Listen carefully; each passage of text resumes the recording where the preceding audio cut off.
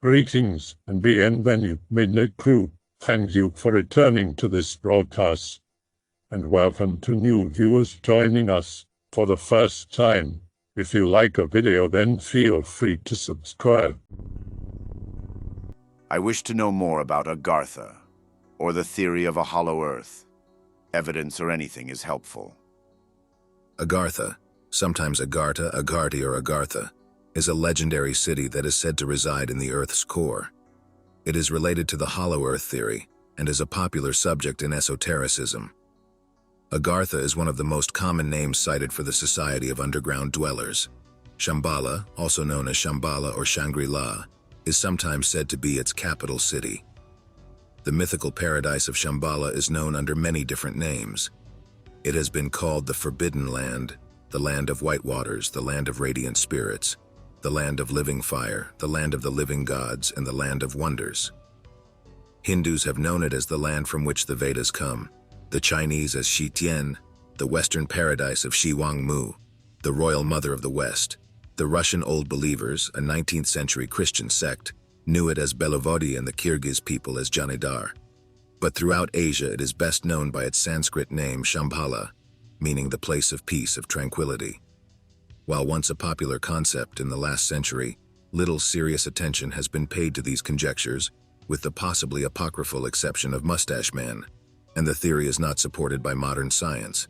The idea of subterranean worlds may have been inspired by ancient religious beliefs in Hades, Sheol, and Hell. Ferdinand Antoni Ossendowski's 1920 book Beasts, Men, and Gods also discusses Agartha. The myth of Agartha is also known as Shambhala, as it was known in India, the underworld realm inhabited by initiates and led by the masters who are the spiritual leaders of humanity. Agartha is the great Asian university of the initiates of the greater mysteries. There Mahatma, Great Soul, who is also known as the Lord of the World, plays the part of the supreme spiritual leader of humanity. According to Alexandre Saint-Yves d'Alvedre, 1842–1909 of France, the secret world of Agartha and all of its wisdom and wealth will be accessible for all mankind when Christianity lives up to the commandments which were once drafted by Moses and Jesus, meaning when the anarchy which exists in our world is replaced by the synarchy. Saint Yves gives a lively description of Agartha in this book as if it were a place which really exists, situated in the Himalayas in Tibet. Saint Yves's version of the history of Agartha is based upon revealed information, meaning received by Saint Yves himself through attunement. Saint-Yves d'Alvedre created the archaeometer. Shambhala concept figures prominently in Vajrayana Buddhism and Tibetan Kalachakra teachings and revived in the West by Blavatsky and Theosophical Society. As with many concepts in Vajrayana Buddhism, the idea of Shambhala is said to have an outer, inner, and secret meaning. The outer meaning understands Shambhala to exist as a physical place, although only individuals with the appropriate karma can reach it and experience it as such.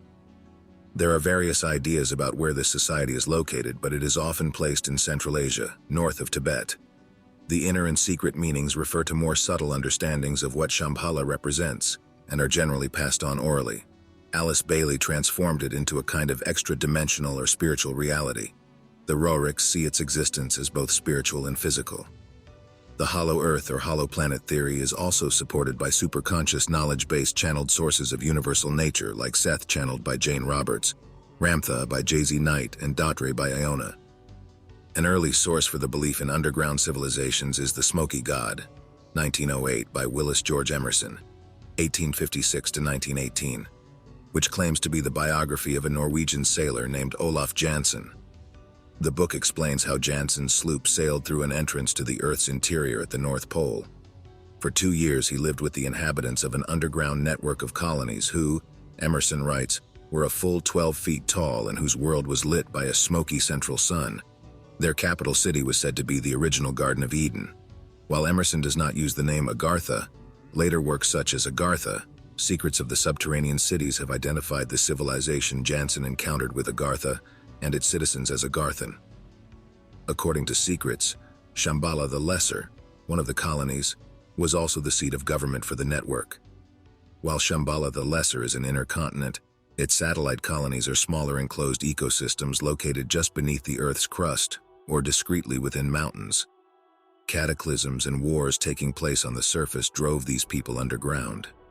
These were said to include a lengthy Atlantean-Lemurian war and the use of thermonuclear weaponry that eventually sank and destroyed these two highly advanced civilizations. The Sahara, Gobi, the Australian outback, and the deserts of the southwestern US are said to be but a few examples of the devastation that resulted. The sub-cities were created as refuges for the people and as safe havens for sacred records, teachings, and technologies that were cherished by these ancient cultures. It is believed that the great kingdom of Lemuria, which was located in the Gobi Desert in Mongolia, was destroyed by Atlantis in a great war that led to a cataclysmic destruction of Atlantis and Mu. Mu was a great city on the surface of what is now the Gobi Desert.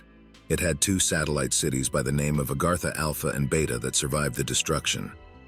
The inhabitants of Agartha are said to have scientific knowledge and expertise far beyond that of the people who live on the surface of the planet, lost technology from the days of Atlantis. The descendants of ancient Lemuria now live in peace in subterranean caverns. The leaders of these states, variously called Ascended Masters, Guardians of the Tradition, Psychoteleos, or the Perfected Ones, the Shining Ones, the Ancients, the Watchers, the Immortals, the Monitors, the Hidden Directorate, the Children of Seth, etc., all follow what is known as the Ancient Path and do not interfere in the lives of humans that live above the surface, nor is there any interaction between them. There are no entrances to Agartha Alpha and Beta from any other part of the planet. The only entrances are in the Gobi Desert itself and are secured by illusory technology that is beyond the comprehension of modern science. The Tibetans refer to the cities of Agartha as Shambhala and have believed for centuries in their existence as reservoirs of ancient knowledge and advanced technology. In Tibet, there is a major mystical shrine also called Patala, which is said by the people there to sit atop an ancient cavern and tunnel system, which reaches throughout the Asian continent and possibly beyond. The Nagas also have an affinity with water, and the entrances to their underground palaces are often said to be hidden at the bottom of wells, deep lakes, and rivers. The Old Ones, in an article entitled The Hollow Earth Myth or Reality for Atlantis Rising, Brad Steiger writes of the legends of the Old Ones, an ancient race that populated the surface world millions of years ago and then moved underground. The Old Ones, an immensely intelligent and scientifically advanced race, Steiger writes, have chosen to structure their own environment under the surface of the planet and manufacture all their necessities. The Old Ones are hominid, extremely long-lived, and predate Homo sapiens by more than 1 million years. The Old Ones generally remain aloof from the surface peoples, but from time to time they have been known to offer constructive criticism, and it has been said they often kidnap human children to tutor and rear as their own. It is believed they occasionally come to the surface to oversee the development of the human race. It is also believed that this subterranean world has millions of inhabitants and many cities, its capital being Shambhala. Ancient philosophy states that Agartha was first colonized thousands of years ago, when a holy man led a tribe to the underground. The people have scientific knowledge and expertise far beyond that of the people who live on the surface of the planet. The Ramayana, one of the most famous texts of India, tells the story of the great avatar, Rama. It describes Rama as an emissary from Agartha who arrived on a Vimana. In India, there is an ancient belief, still held by some, in a subterranean race of serpent people who dwell in the cities Patala and Bhogavati. According to the legend, they waged war on the kingdom of Agartha. The Nagas, according to the Deep Dwellers, are described as a very advanced race or species with a highly developed technology. They also harbor a disdain for human beings, whom they are said to abduct, torture, interbreed with, and even to eat. The entrances. While the entrance to Bhogavati is somewhere in the Himalayas, believers assert that Patala can be entered through the well of Sheshna in Benares, India, says William Michael Mott in The Deep Dwellers. According to herpetologist and author Sherman A. Minton, as stated in his book Venomous Reptiles, this entrance is very real, with 40 steps which descend into a circular depression to terminate at a closed stone door which is covered in bas-relief cobras. Great post. I have a hair I need split though. Are the masters spiritual hegemons or actual self-mastered people? Are they the presidents or a very spiritual nation? Or are they actually enlightened and happen to still be on Earth until the end time? I wonder and don't know that. Could be like the Buddhist monks who meditate most of their lives and let go of earthly desires and pleasures. Realistically, I feel like it'd just a burial place for notable ones. If I wanted to enter Agartha and Hollow Earth, how would I do that? What cave systems could lead me there? Himalayas near Kailash. Other location Bhutan. Also Altai's mountains near Lake Baikal, differently named Uimon, Umayska, Umoyska, Umonka, Umomenska. Some places in South America. Some mountains in Scandinavia, Jamtland countryside, closed for reasons in the late 19th, early 20th century. The Soviets tried to open a tunnel and failed at Pechensky district in the Kola Peninsula, also Antarctica. But don't forget to ask for permission from the gatekeeper entities. In Brazil, there are many known tunnels spread through the continent, including Serra do Roncador and supposedly an underground city in the Amazon, and many tunnels in southern Brazil. It is known. There's even a religion here called Sociedade da Ubiose, a bunch of nuts that believe advanced beings live in such places. Many myths by local tribes also affirm this, such as the Makuchi or Zavantes tribes. There's a book about Hollow Earth by a theosophical mystic archaeologist that talks in detail about it. The legends speak of hollow ground, Agartha, and traditions of an underground grid made of natural or man-made tunnels.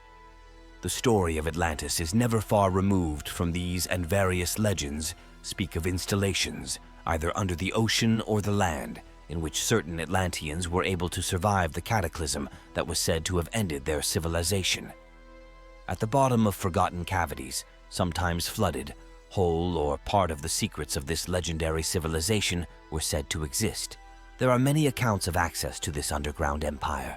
One finds these legends in French provinces like the Haute-Loire, Pradelles, Ariège, Miglos, the Pilat, Annonay, the Ardèche, Saint-Pierreville, the Maritime Alps, Falicon, Provence, the Plate of Clancy, Beau of Provence, etc., to only quote the best known. Though details and aspects may differ in essence, each story follows the same structure. Normally, it is an animal or a small child that falls in the opening and is found again, sometimes days later, in perfect health. But if this befalls children, it turns out they have no memory of their adventure. Sometimes, the missing person is an adult, a hunter, a shepherd, a poacher, and in one case even a magistrate, who is discovered after a missing period of time. His beard has grown, but he has no memory of what happened to him. Two accounts speak of two men who had undergone this trial, returning with entirely grayed hair. Also, the people who stumbled into the darkness of the underground were never equipped with lighting, but somehow managed to move in this darkness, even being able to find an exit. Sometimes the entrance is said to be guarded by a creature. Sometimes it is said that there are phenomenal treasures about. Finally, there is often a story present of a gigantic underground lake or of major rivers feeding them. But it seems that they are possible to be traversed, even to follow them without knowing where they might go. I have become autistically obsessed with Inner Earth, Agartha and Lemuria lately, and I'd like to learn more, but I've reached a dead end. Any information on entrances, Vril power, related literature, or other good sources of info would be appreciated. Done a fair bit of research into the Vril Society and the Hermetic Order of the Golden Dawn, so if you have any questions regarding these things, I'd be more than happy to share my knowledge. Is Vril prana? Was the term coined by the ancients or just a Germanic-sounding name for the concept of prana by the time the European occult caught up with Hinduism? I think the two are pretty similar to each other, but it's like asking if breath is air. Prana consists of Vril, but Vril is a much more wide-reaching term used to describe the subatomic energy which permeates our world. I see. Prana is exactly that, but the same term is used to include all permeating prana, the prana in living things, and the inhalation currents of prana. I was mostly interested in the origin of the term. The two terms come from completely different sources. Prana is the ancient human term for Vril, but Vril is the term which the Vril-Ya use. If I had to hazard a guess as to why they aren't given the same terminology, I'd probably point to when our languages were confused after the fall of the Tower of Babel. That said, the Vril-Ya, as well as most other dwellers of the Inner Earth, do not speak post-Eden Enochian, so I wouldn't really be able to tell you how they came up with that term. A small continuation to this thought. The Vrilya and the Lemurians are commonly thought to be antediluvian civilizations, so I think it's fair to assume that their languages likely either developed independently of our plane's gods or developed considerably in the ages since they first went below. The Vrilya are known to have differing dialects among their realm, so it isn't out of the question that their language may have evolved since the days when everyone spoke Adam's broken version of Enochian. The Lemurians do speak Enochian BTW, so no doubt there's something to be discovered in all of that. Since the thread is still small, I'll post what my current understanding is.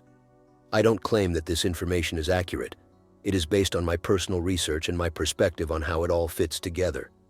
The Earth is a reflection of the cosmos and the inner self.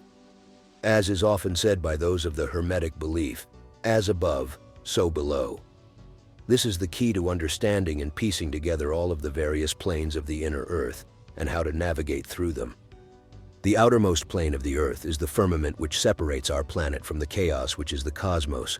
This is reflective of the Jungian persona, that which faces what is beyond our inner world. Like the persona, the firmament filters all information which comes through it. Our plane, the surface of our world, is comparative to the ego. It is where we are, what we know, and all we are capable of knowing and/or interacting with, at least in ordinary circumstances. There are some things in this world that we may never know or interact with, but that does not mean that we are incapable of doing so. Simply put, it's the realm in which we inhabit. From here, we reach the first layer of the inner Earth. In the Jungian sense, this may be compared to the personal unconscious mind. We interact with it indirectly, and it indirectly interacts with us. Whether you subscribe to theories about inner Earth UFOs, mood-altering machinery, or messengers sent to influence our development as a race, this is how that influence manifests on a planetary level. Think of this level as a firmament between our plane and the planes below. These are large, labyrinthine caverns which may at times have been explored by humans or occupied by those from lower planes. Now we enter inner Earth proper. Within this plane are many subplanes which host the various races of the inner Earth. This is best represented by the collective unconscious in Jungian terms. The first and most well-known region of the inner Earth is Agartha, home of the Vrilya, and likely what most people think of when they imagine inner Earth. This realm is best compared to the anima in Jungian terms. In many ways, they are the sexual opposites of humanity, and their culture is very reflective of this. Vrilya are ruminative and nurturing peoples. However, they are violently defensive of their own territory and believe themselves to be superior. The Lemurians, which I know much less about, are represented best by the shadow. They are rumored to be our old masters. However, I believe this information to be dubious. They have watched and guided us through the eons, but they know we are destined to doom ourselves through each age. They see us as a mistake. Deeper still is the center of the Earth, best compared to the self. It is where I believe is the root of all souls. As we return to the Earth, our souls travel deeper below, either to inhabit the bodies of the Vrilya or Lemurians, or to go deeper to become one with a vast collective consciousness.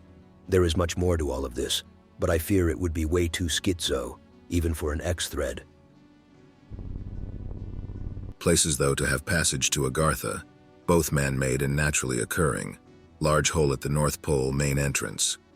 Admiral Byrd claims to have flown right into it, ending up near Shambhala. This area is blanked out on Google Earth, but appears on many satellite images. 2 small holes at the South Pole, visible on Google Earth. Tibet. There is a shrine called Patala, which is said by the people there to sit atop an ancient cavern and tunnel system, which reaches throughout the Asian continent and possibly beyond. While the entrance to Bhagavati is somewhere in the Himalayas, believers assert that Patala can be entered through the well of Sheshna in Benares, India. Says William Michael Mott in The Deep Dwellers. According to herpetologist and author Sherman A. Minton, as stated in his book Venomous Reptiles, this entrance is very real, with 40 steps which descend into a circular depression to terminate at a closed stone door which is covered in bas-relief cobras. Ecuador, Cave of the Oilbirds, naturally formed cave. Mongolia, somewhere in the Gobi Desert. Egypt. There is said to be tunnels at the base of the Great Pyramid of Giza.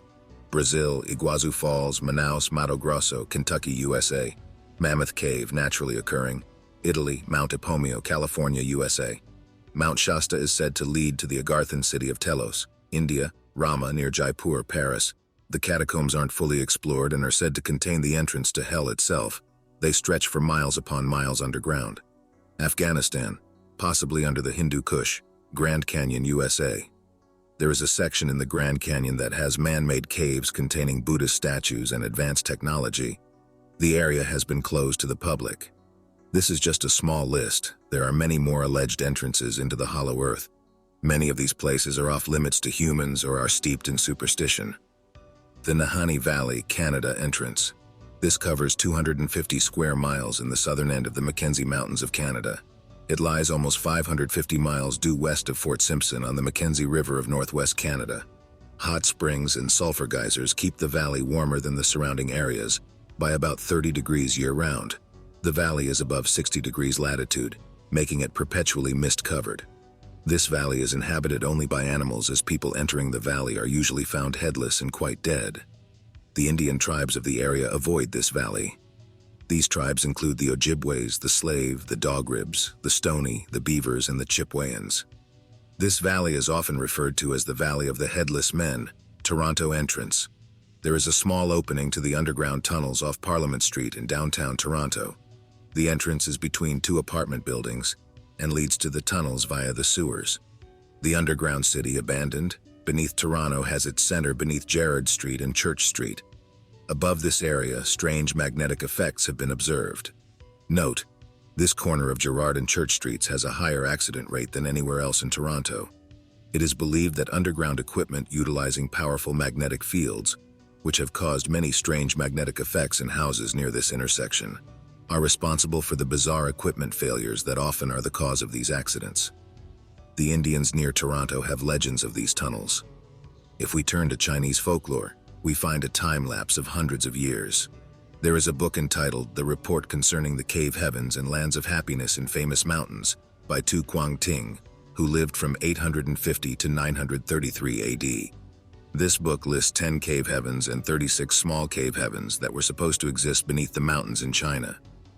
The Staffordshire, England entrance. Somewhere in Staffordshire, England, a lonely field exists in which a laborer discovered a large iron plate beneath the dirt. The hatch was large and oval, with an iron ring mounted on it. This entrance led into the tunnels. The field is in a valley surrounded on almost all sides by woods. The laborer was digging a trench for some purpose. The incident was reported in A History of Staffordshire by Dr. Plott, who wrote the book in the late 1700s. It may be possible to find the entrance if it can be ascertained exactly which valley the laborer was digging in. Also, Glastonbury is mentioned above. The Liuba Cave entrance. This was sealed off by Catholic priests who believed it to be an entrance to hell. The village of Liuba, or to translate, the Cavern of Death, was located in the province of Zapoteca, somewhere near the ancient village of Mictlan, or the village of the underworld. Carolina Islands and Malaysia. Paul Douer, in issue number 6 of his newsletter Unknown, related the tradition concerning a race of human giants which, according to stories in the Carolinas Islands and especially Papua, allegedly went underground in ancient times. Once inhabitants of a lost island continent called Chamat, they will, according to legend, one day emerge. This legend is widespread throughout Malaysia, which incidentally contains the largest officially recognized cavern chamber, the Sarawak Chamber on the island of Borneo in the Malaysian Islands. Malta. This entrance is located on the island of Malta near the small village of Casal Paula. This village is built on the Corradino Plateau and overlooks the capital town of Malta, Valletta, as well as Grand Harbor. In 1902, workmen digging a well in Casal Paula fell into a subterranean cavern. The well was being dug for a house on Hal Saflienti, the main street in Casal Paula. The cavern the workers had fallen into connected with an entire complex of caves and tunnels. This entrance is known as the Hypogeum of Hal Saflienti. In Latin, hypogeum is the name for an underground structure. The tunnels under the hypogeum have been sealed off even since a school took 30 students into the caves and disappeared, guide and all. Search parties were never able to locate any trace of the people and children. Newfoundland. After one of the iron mines in Newfoundland province had been dug deeper than any other, strange happenings caused the mine to be shut down. The mining town in which this mine is located is near the Newfoundland-Quebec border. This mine, having been condemned, is off limits, and the police do enforce this. Sneaking in late at night seems to be the only way to gain entrance. Turkey. 36 underground cities have been discovered so far in Cappadocia, with some going down 8 levels. Some of these cities can hold a population of thousands. The ventilation system are so efficient that even 8 floors down the air is still fresh. 30 vast underground cities and tunnel complexes have also been found near Derinkuyu in Turkey. There are many underground tunnels in the Amazon that are submerged in water. They open up like pools and clearings in the jungle. It would be entirely impossible for the natives to know whether or not these pools were connected, yet they firmly believe that they were. They believe this entrance to be a holy place and contain the entrance to the underworld. Now that divers have explored them, they can confirm that these tunnels are all connected despite being miles apart, and they have found paintings on the walls, Mayan artifacts, and also the headdress worn by their god of death. At one point, these tunnels must have been dry and used in ceremonies. Could these be the same tunnels that the natives used to move all of their gold away from the Spaniards? It is said that they took it underground, never to be seen again. I keep running into a mention of a man of the world or something like that. One video I watched talked in length about his supposed god-like status, and that he and those under him could determine a future event and then create its causes. Do you think this is linked to other conspiracies about shadow organizations, cults that pull the strings behind the curtain? Lastly, do you think that this man is what we know widely as the devil, and that maybe Agartha is hell?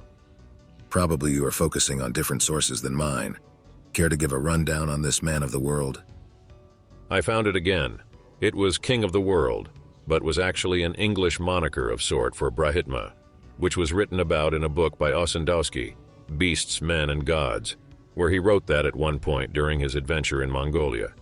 Everyone, all the animals and the earth, seemed to freeze and drop down in what felt like forced prayer. He asked a shepherd what it was, and the shepherd explained that it was when the King of the World searched the souls of all mankind for their destinies. The shepherd explained that he was the king of the underground kingdom of Agartha. Supposedly, this king has the power to destroy the earth or cause natural disasters. There's honestly too much to find about this, with connections between the Sumerians, the Greeks, Hinduism, and Buddhism being all over the place. I even found some posts that equate all these different gods and deities across these different religions with one another, and the rabbit hole just keeps getting deeper for me. I would love to hear whatever anyone has to say about connections between these ancient religions, and what might be a mention, similarity of Agartha, Shambhala, or this supposed king of the world. There is some overlap over Agni and Enki, both represented by a divine fiery goat ram. Usually Apsaras, Apkalus, and Saptarishis are somewhat associated as divine teachers. One of the Saptarishi was married to a Rakshani. Rakshasa are angry beings in the Vedic literature, having red skin and monstrous appearance. I'm really interested in this whole King of the World thing, so I keep researching it, and I find that there's more useful information if researching into Shambhala rather than Agartha. One cool thing I found is an ancient text talks about the final avatar of Vishnu, Kalki, being born in Shambhala. He supposedly is prophesied as the destroyer of Adharma, evil, and will usher in the new age of the Yuga cycle. Our current age, Kali Yuga, is the fourth and final age, after which there will be a cataclysm and rebirth, and the cycle repeats anew. Maybe this king of the world is Kalki. It was said by the shepherd that the king could speak to God the same as we speak to one another, and that he is tasked to carry out God's wishes. This could mean that he is Kalki, carrying out his duty given by Vishnu to destroy the bad dharma and bring about the next age. Shambhala is also known as a land of many names, hence so many different names and spellings of these different names across so many cultures and religions, and that it is the land of living gods. So to say that Shambhala isn't just mythical, but a real place where living, breathing gods exist, and not in some other dimension or plane of existence. It's claimed that a lot of alien species are from the inner Earth but advanced millennia ago. Reptoids are believed to originate from within the Earth's caves, between Earth's surface and Agartha. This legend comes from Buddhism. This is what the entrance under Patala is said to hold. They claim that the reptoids are enemies of humans and they govern us, breed with us and eat us. This ties in well with current theories of kindly aliens looking out for us despite us being dominated by reptilians. Most alien believers claim that there are a lot of species that came from Earth a long time before us. I think all of these conspiracy theories tie in together in some way, It's just hard to discern how much is myth and how much is reality. I hope that you enjoyed tonight's broadcast. If you enjoyed tonight's story, then please subscribe to the channel as more green texts will appear daily. A new broadcast will appear when the clock strikes midnight Central Time.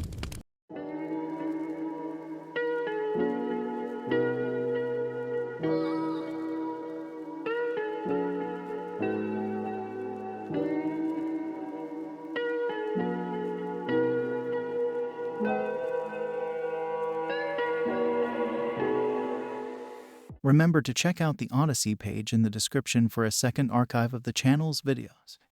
There's also a Rumble archive as a backup.